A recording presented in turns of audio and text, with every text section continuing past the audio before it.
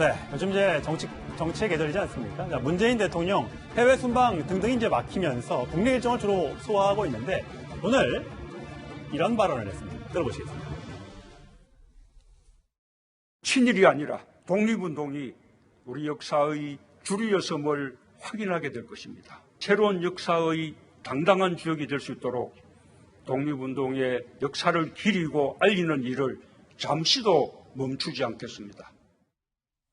예, 최재봉 교수. 오늘 101주년 임시정부 수립일이었습니다. 하기 때문에 관련 이제 일본 반응이 이제 일본 발언이 나왔습니다만 요즘 선거 기간 중에 묘하게 이제 대통령이 여러 군데를 이제 방문을 하고 하면서 이게 야당에서는 보기에는 관권 선거다 이렇게 주장을 하더라고요. 그렇게 볼 사안은 아니라고 생각해요, 저는. 왜냐하면 지금 가신 곳을 보면 대체적으로 민생에 관련된 부분. 예컨대 뭐 4.3 희생자 주점식 같은 경우도 상당히 이제 예전부터 관심을 많이 갖고 있는 지역이었고, 뭐 이렇게 그 인천과 검역 현장 같은 데도 간 것도 결국은 지금 이제 코로나 사태와 관련해서 격려차 간 것이고요. 그리고 이제 행사가 있을 때 그 행사에 가서 얘기한 거기 때문에 제가 볼 때 이건 뭐 관권 선거를 하거나 선거에 개입하려고 했다고 보지는 않습니다. 물론 야당 입장에서는 저런 부분도 선거에 영향을 미친다고 생각할 수는 있겠죠. 그러나 의도적으로 대통령이 그러면 선거에 영향을 미치거나 개입하려고 했다고 보기는 어렵고요. 발언 내용도 오늘 발언 내용도 마찬가지 임시정부 101주년 기념식인데 일본에 대해서 의견을 표명하는 건 당연히 나와야 되는 얘기이기 때문에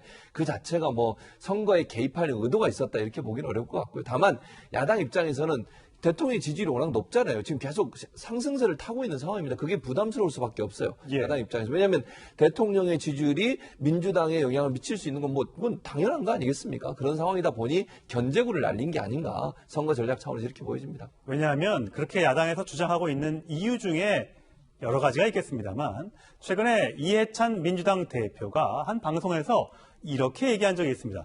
이런 발언 나오면 굉장히 야권 입장에서는 좀 기분 나쁘게 들릴 수가 있을 텐데 들어보시겠습니다.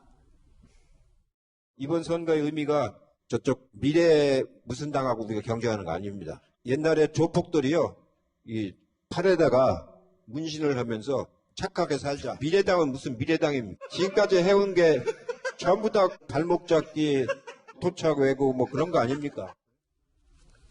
예전에 이제 선거할 때 이제 프레임이라고 하면 종북 프레임 뭐 등등 여러 가지 프레임이 있었습니다. 이번에 이제 그 여권에서 야권을 공격하는 것 중에 하나가 이제 토착 왜구, 뭐 친일, 뭐 이런 걸로 공격하다 보니까 이런 것들이 같이 이제 겹치면서 야권 입장에서는 굉장히 기분 나쁘게 들리는 것 같습니다. 이 프레임 전쟁이에요. 그러니까 수구 프레임을 강조함으로써 30, 40대의 지지층을 결집할 수가 있거든요.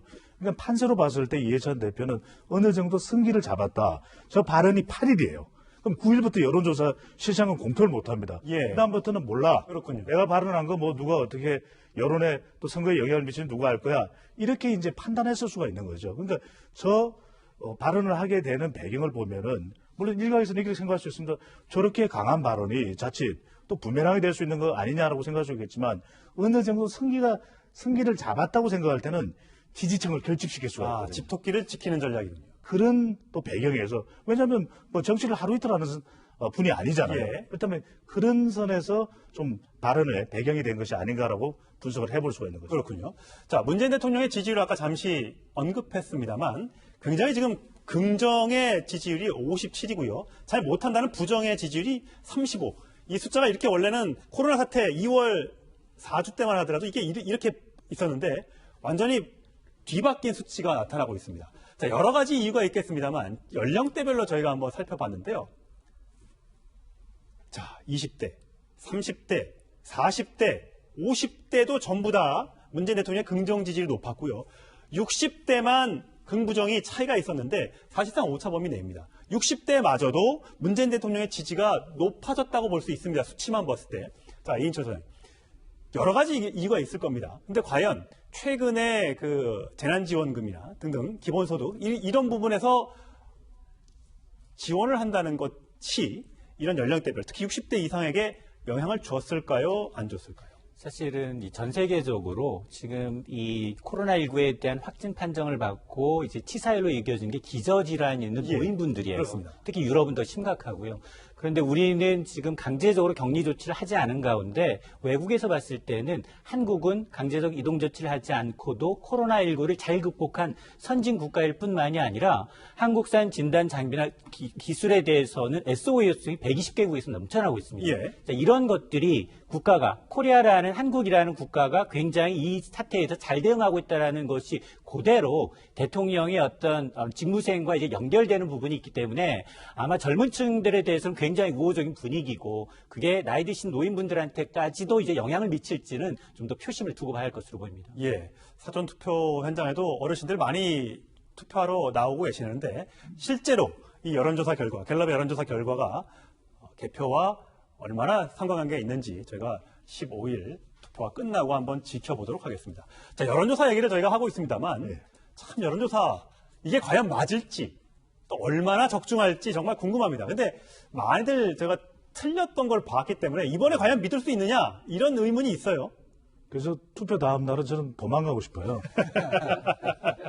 근데 왜 못 맞히는 겁니까? 왜? 아니 근데 저는 항상 강조를 드립니다만 우리 또 톱10 애청자분들은 제 이야기를 또 고지고대로 안 들으실 가능성이 높은데 이건 어디까지나 선거는 여러 가지 제한적인 조건 내에서의 판세의 흐름을 보는 거라 네. 사실 투표 결과를 예측하는 건 아니죠. 투표 결과를 예측하려면 우리가 공표는 못하지만 조사기관도 여러 가지 방법을 동원하고 있고 그 예측은 상당히 맞다라는 것도 뭐 좀 설명을 드리고 싶은데 사실 그건 뭐 선거 끝나고 난 이유니까. 네, 네. 근데 이게 왜 그러냐면 몇 가지 이제 제한적인 거죠. 예. 첫 번째, 이 전화조사 또는 ARS 조사에 응한 사람들이라 해야 되잖아요. 두 번째, 이건 모든 연령대가 투표한다라고 보는 거거든요. 네. 그리고 또 이제 어느 후보를 지지하든지 선택하지 않은 무응답창도 있습니다. 예. 그리고 전화조사에 응하지 않은 사람들도 있기 때문에 전체적인 흐름, 같은 조사기관이 같은 선거구를 일주일 전에 또 일주일 뒤에 이것 정도를 참고하는 정도로 가야지. 예. 야, 이 여론조사가 정말 절대적일 것이다. 이렇게까지 맹신할 필요는 없을 겁니다. 근데 응답률이라는 게 만약 10%다. 그러면 500명이 응답을 했다. 그럼 5,000명 중에 10%인 500명만 가지고 조사를 하는 거잖아요. 그런데 이 응답률이요. 예. 중앙선거론조사 심의위원회를 들어가 보더라도 응답률과 조사의 신뢰도, 정확성과는 직접적인 상관관계가 없다는 이야기를 합니다. 그래요? 왜 그러냐면 제가 이걸 설명드릴게요. 응답률을 조사기관들도 다 높이고 싶어 합니다. 그렇죠. 예. 제가 일할 때도 그랬고. 근데 이게 최종적으로 나오는 결과값이지 목표치가 안 됩니다. 자, 20% 응답률 올리자. 이게 안 됩니다. 예. 이건 조사가 끝나고 난 이후에 많은 사람들이 오늘은 뭐 유명한 축구 경기가 있다 그러면 응답 안 하거든요. 그렇군요. 그러니까 우리로서도 굉장히 고역입니다. 이게. 예, 그렇군요. 참 어려운 부분이 있다는 점. 네, 하여튼 뭐 결과는 뚜껑 열어보면 알겠습니다. 오늘 사전투표 결과 혹시 나왔습니까? 네, 한번 볼까요? 역대 최고 사전투표율이 나왔습니다. 26.69%를 기록했습니다. 예, 가장 높았던 게 대통령 선거 때였는데 그때보다 더 높게 나왔습니다. 과연 이게 누구한테 유리할 것 같습니까? 그래서 이제 계산한 거 좀 다를 거예요. 예. 그러니까 전통적으로는 아마 투표율이 높으면 진보 진영이 좀 유리하다고 했죠. 왜냐하면 진보 진영 같은 경우에 이제 지지층이 좀 아무래도 30, 40대 좀 어리기 때문에 아무래도 그 젊은 투표하는 분들이 투표율에 놀러 가지 않고 투표율이 높아지면 진보 진영에 좀 유리하다 이런 공식들이 예전에 있었습니다. 네. 사실 그건 깨진 지 오래됐어요. 그리고 뭐 이제 사전 투표가 높다고 해서 본 투표까지 합쳤을 때 어떻게 될지 뭐 가늠할 수는 없으나 만약에 이번 총선 같은 경우에 투표율이 지난 총선이나 대선에서 높아진다고 하면 보수 정당에게 그리 불리하진 않을 거예요. 왜냐? 기본적으로 그렇습니다. 이 지금 보수 정당 같은 경우에 이제 고령층이 아무래도 지지층이 많은데 이 코로나 사태 때문에 아무래도 코로나에 좀 취약할 수밖에 없는 고령층이 과연 마스크까지 끼고 저 비닐장갑까지 끼면서 줄 한 1m 간격 떨어져서 투표하러 나올까? 이런 좀 어떤 보수 정당 입장에서 조금 좀 안 좋은 예측들이 있었거든요. 그런데 그게 아니라 투표율이 높다라고 하면 결국 이제 샤이 보수로 대표되는 고령층의 유권자들이 투표소로 많이 왔다는 얘기가 되기 때문에 네. 그렇기 때문에 아마 투표율이 높은 것이 보수 정당에 불리하지 않을 것이라 보고 또 네. 하나는 지금 예측은 여당의 압승 예측이 많아요. 유심히 이상은 180석 얘기할 정도로. 예. 이 상태에서 투표율이 높았다? 그건 아마 그 180석이라는 여당 압승을 좀 견제하고자 하는 그럼 아마 정권 심판의 의지를 가진 아마 보수 유권자들이 결집해서 가능성이 높아서 투표율이 높다고 하면 저는 보수 정당 측이 그 부분에 좀 유리할 거다라고 봅니다. 그렇군요. 자, 6시 현재 기준입니다. 최종 집계는 아직 안 나왔고요. 이미 6시 기준으로 역대 최고 기록을 했기 때문에 더 많은, 그러니까 1,000만 명, 1,100만 명이 넘는 유권자들이 사전투표에서 소중한 한 표를 행사했습니다. 이 결과는 4월 15일 날 함께 발표가 됩니다.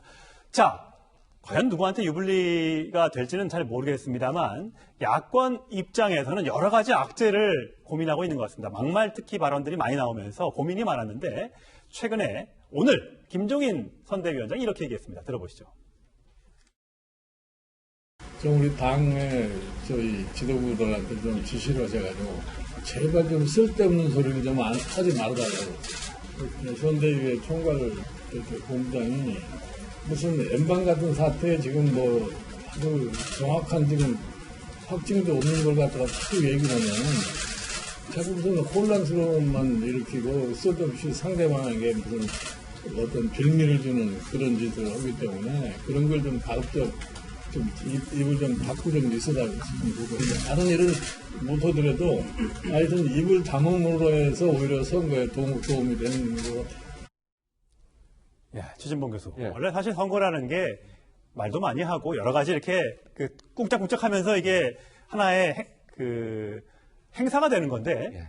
입을 닫으라고 얘기를 하네요. 왜냐하면 지금까지 그 미래통합당의 여러 가지 막말 또는 국민들을 실망시키는 유권자를 실망시키는 말들이 너무 많이 나왔잖아요. 그걸 지금 경계하는 겁니다.